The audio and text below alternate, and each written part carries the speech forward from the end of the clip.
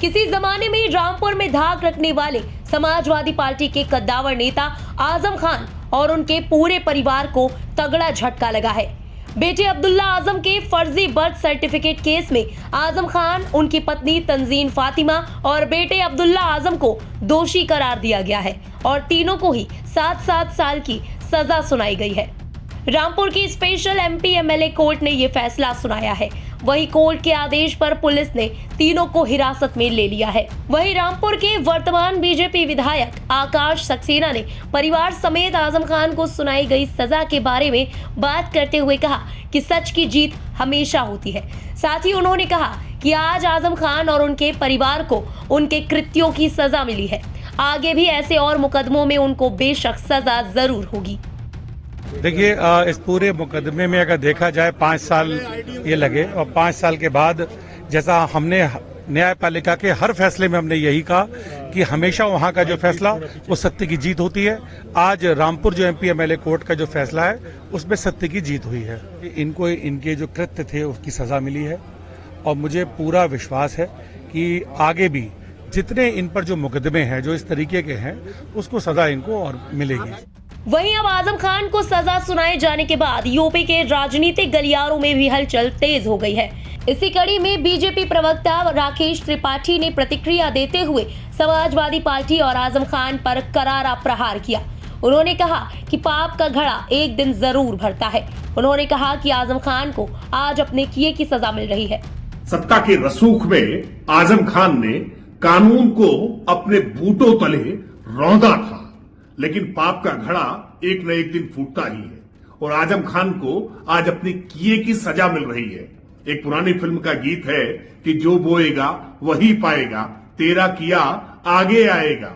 आज आजम खान को उनके तमाम कर्मों की सजा मिल रही है। डॉक्यूमेंटल एविडेंसेस के आधार पर कोर्ट ने परीक्षण करके सुनवाई का अवसर देने के बाद आजम खान को सजा सुनाई है और आजम खान को आज सजा सुनाए जाने से लोगों का कानून में भरोसा और मजबूत होगा और समाजवादी पार्टी के लिए भी करारा तमाचा है कि ऐसे आपराधिक प्रवृत्ति के लोगों का संरक्षण करना अब बंद करें।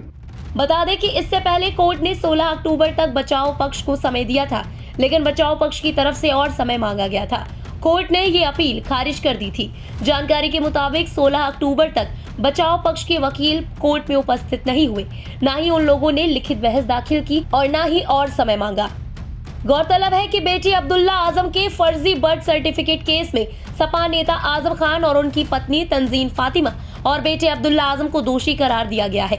बताते चले कि फर्जी जन्म प्रमाण पत्र का ये मामला 2017 के उत्तर प्रदेश विधानसभा चुनाव से जुड़ा है। आजम खान के बेटे अब्दुल्ला आजम ने रामपुर की स्वार विधानसभा सीट से समाजवादी पार्टी के टिकट पर चुनाव लड़ा था। इस चुनाव में अब्दुल्ला आजम की जीत भी हुई थी, लेकिन उनके प्रतिद्वंद्वी नवाब काजिम अली ने हाई कोर्ट में याचिका दायर कर दी। काजिम ने आरोप लगाया कि अब्दुल्ला आजम ने चुनाव लड़ने के लिए जो नामांकन भरे हैं उसमें उम्र छिपाई गई है, वो चुनाव लड़ने के लिए योग्य नहीं है। शैक्षणिक प्रमाण पत्र में अब्दुल्ला का डेट ऑफ बर्थ 1 जनवरी 1993 है, जबकि जन्म प्रमाण पत्र के आधार पर उनका जन्म 30 सितंबर 1990 को बताया गया है। ये मामला हाई कोर्ट में पहुंचने के बाद इस पर सुनवाई शुरू हुई थी और अब्दुल्ला की तरफ से पेश किए गए जन्म प्रमाण पत्र को फर्जी पाया गया था। इसके बाद स्वार सीट से उनका चुनाव रद्द कर दिया गया था। बहरहाल सपा के वरिष्ठ नेताओं में शुमार आजम खान और उनके परिवार के साथ ही जहां कोर्ट के इस फैसले से समाजवादी पार्टी को भी बड़ा झटका लगा है, ऐसे में अब देखना होगा कि इस मामले पर यूपी की सियासी हवा आगे क्या नया रुख अख्तियार करती है। रामपुर से इंडिया पब्लिक खबर संवाददाता शहबाज खान की रिपोर्ट। इसी के साथ इस खबर में अभी के लिए बस इतना ही।